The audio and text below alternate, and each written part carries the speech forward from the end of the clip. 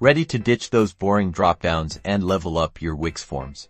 Let's jump right into the Wix editor. Make sure you are already logged in and are on the specific page where you want to add your form. Click on the form you want to edit. This will open up the form settings panel on the left side of your screen. Now, look for the Add Form Elements icon. It usually looks like a plus sign. Click on it. In the Add Elements panel, scroll down to the Input section, find the slider option and click on it. The slider will automatically be added to your form. You can drag and drop it to place it exactly where you want it within the form.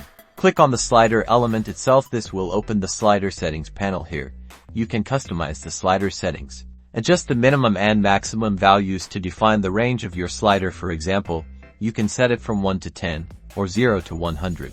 Change the step size if you want the slider to only move in specific increments. This makes it easier for users to select exact values.